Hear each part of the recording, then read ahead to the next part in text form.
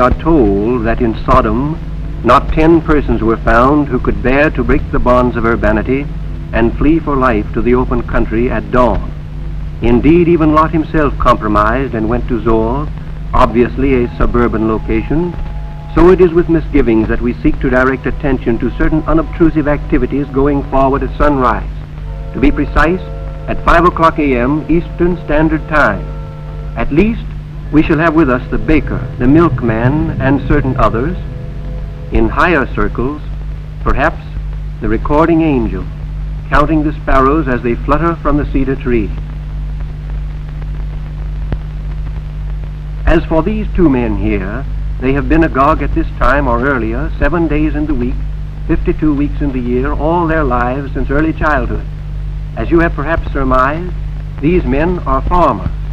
Tomorrow or next day, a half pint of this milk they are handling will be taken from a refrigerator in an apartment house in the largest city in the world, and baby Mary or Peggy or Martha Jane or whatever her name may be will rejoice accordingly. The man who produced this milk is one of 6 million farm operators in this country of ours. These men support directly 30 million persons. They supply food for nearly 100 million more. They supply in the raw raiment for everybody. Each year in due season they plow the soil and plant or sow the seed. And in the long run, the balance of national prosperity turns on the result. If we know how farm products are moving, we can guess the rest. For year in and year out, the index of industry goes up and down with that of agriculture. Thus, we all stand to win or lose according to whether times are good or bad for the American farmer here or there, for the wheat farmer in Oklahoma or Kansas, for that other wheat farmer in the East who harvests his crop from Hagerstown Loam, or the lonesome sheep herder of the high summer pastures of the national forest, the Iowa farmer with the perambulating hay baler, the dairyman of New York or Pennsylvania, the cotton farmer of the Delta or of the coastal plain, the cattleman of the high range country, the Ohio or Michigan farmer who still uses the old-time blade for cutting corn. According to whether fortune smiles on these folks and the millions of others of their kind, fortune smiles on you and me. Perhaps you may not think that the welfare of these remote and widely scattered individuals is any concern of yours, but rest assured it is very definitely your concern if you still eat and wear clothes and hope for a paycheck on Saturday. Your daily bread, for instance, your breakfast toast or wheat cakes, those tender hot rolls you had for dinner, surely the grain that made them was wrung from the soil in the sweat of some farmer's brow. Maybe it grew on Ute Hollow, South 40, or maybe it grew on Dave Hunter's place. Anyway, it's clear that somebody's bread comes from Dave Hunter's place. And look, at a given hour, the hopper of Bill Scott's combine carries the wheat that in due time will make the loaf that will serve to appease the hunger of a boy who lives 1,000 miles from Bill Scott's Oklahoma ranch. Surely, in the matter of daily bread, the farmer is the almoner of the Lord of harvests. As for the sweat of his brow, don't think for a moment that the farmer begrudges us that. For odd as it may seem to some folks, the farmer, born to the soil, would just as soon work as not. A 30-hour week? Barely time enough for morning and evening chores. And so we get our spinach and our spuds. Out in the foothills of the Rockies, the boys round up the herd and cut out the strays.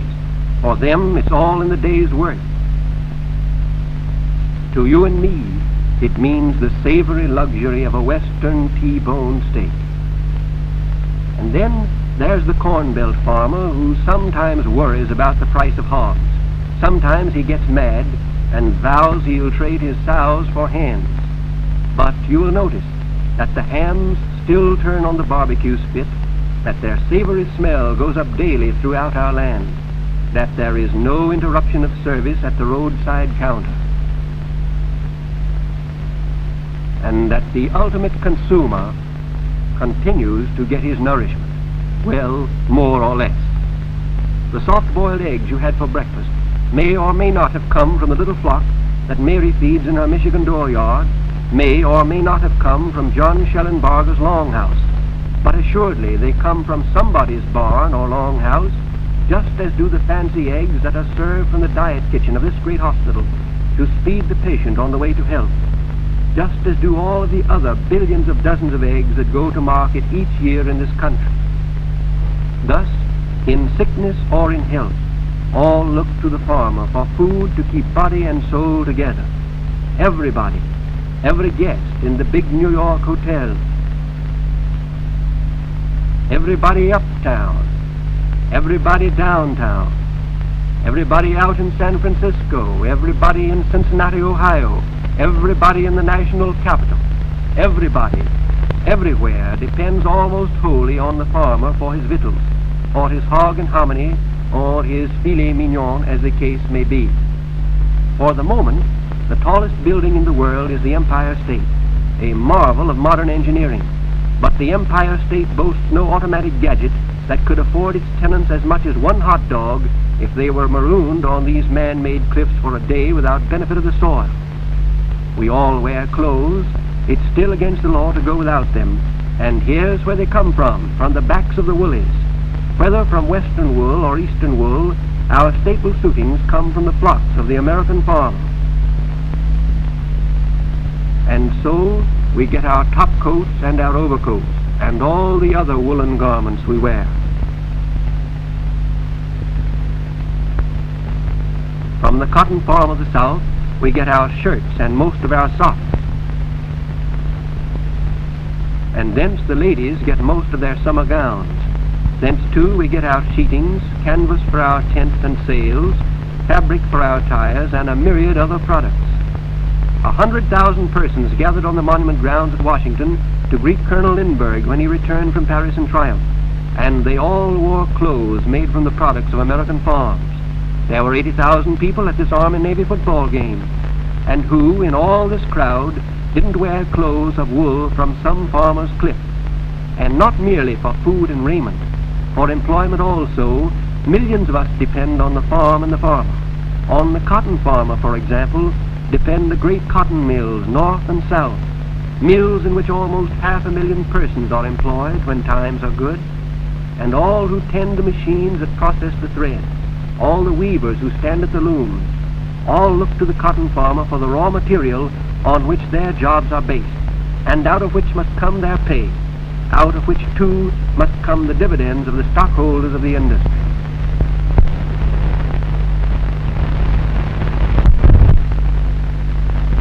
On the wool that comes from American farms and ranches depend the woolen and worsted mills, the great mills of Passaic, of Lowell, and of Lawrence, where we see the largest worsted mill in the world.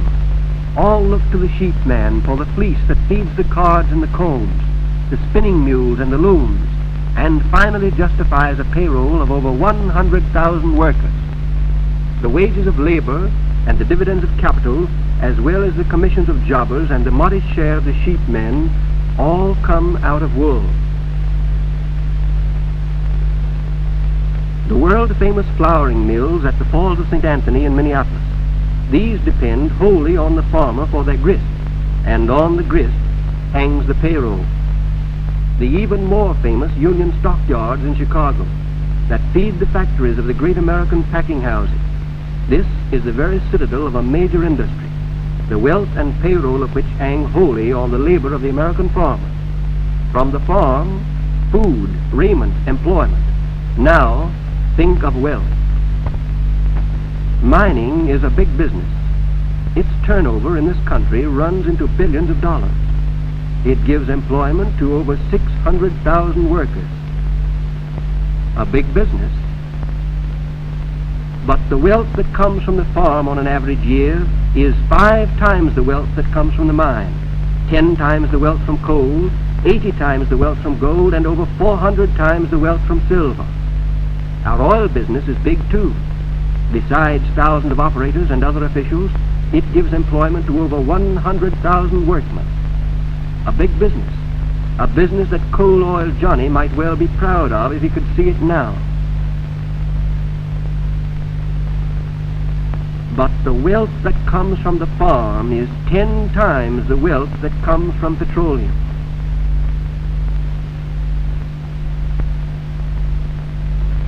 And consider the wealth that comes from the sea, wealth brought up by skipjacks dredging for oysters in Chesapeake Bay, by American fishermen everywhere around our coasts and on the lakes. Our fisheries yield, on the average, $100 million worth of products each year. A pretty big business. But the wealth that comes from the farm is 100 times the wealth that comes from the sea, and everybody gets a share.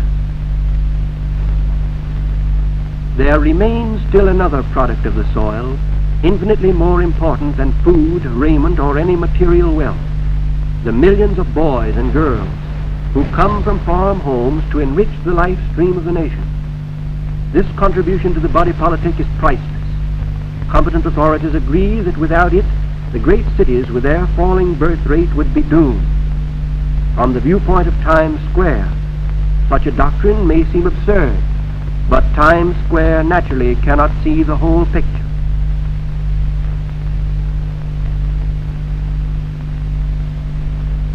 No one will believe his own eyes if, for example, he sees the Empire State Building thus issuing from a 12-foot smokestack. We all make allowance for optical perspective and illusion, but few indeed make any allowance at all for economic perspective. From the viewpoint of Times Square, the problems that are vital on the Jones place are distorted by the aberration of ignorance and prejudice, and Farmer Jones doubtless misjudges the problems of the big city. For few of us can see the other fellow's case as it really is. But mark this: Farmer Jones can worry along somehow without the city, but the city cannot survive as a center of commerce and finance without Farmer Jones. For a civilization to be permanent must be based primarily on agriculture or some other culture in which the family is an economic unit. These words, quoted from Dr. O.E. Baker of the Bureau of Agricultural Economics, have the weight of all history behind them. What other such culture is there? Who meets this specification if not the farmer? Who but these folks who feed and clothe mankind? Surely, no one can doubt that the farm family is an economic unit. Witness the smooth teamwork at harvest time, at threshing time, at any time from dawn to dark, at any season of the year.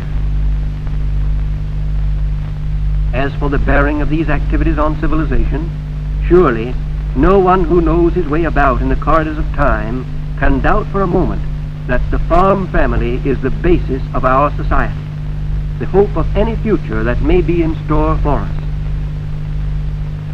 They work in close partnership with our Mother Earth, these farmers, a fundamental sort of business, old but never old-fashioned. A business in which everyone is vitally concerned. But to our dairy farmer and his son, all this is an old story, to them and to all their fellow husbandmen the country over. They plow in due season and work down the soil. They sow the seed and hope for rain. And if their skill in husbandry is nullified by nature, by insect pests, by drought, or perhaps by a single torrential rain that floods their lands and ruins their crops, well, that mischance was to have been feared, for it has happened before and will surely happen again. Or if they harvest abundantly and cannot sell the crop for the cost of growing it, well, that too has happened. Doubtless something can and will be done about that. But the uncertainty of the weather must always be a factor in the farmer's record.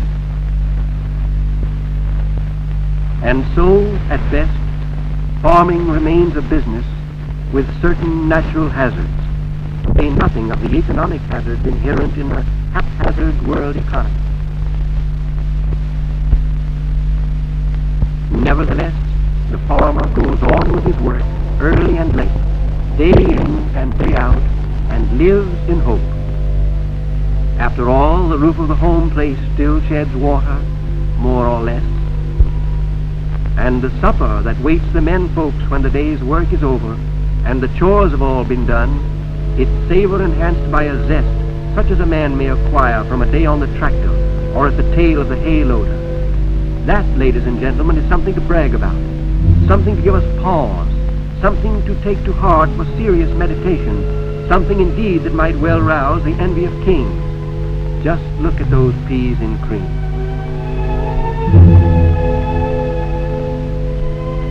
Not a bad business, farming, when all is told and the tally scored.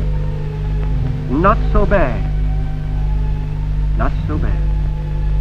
As for tomorrow, well, there's always work to be done, and we may rest well assured that the work will be done, for our farmer is the salt of the earth, and he takes pride in his job.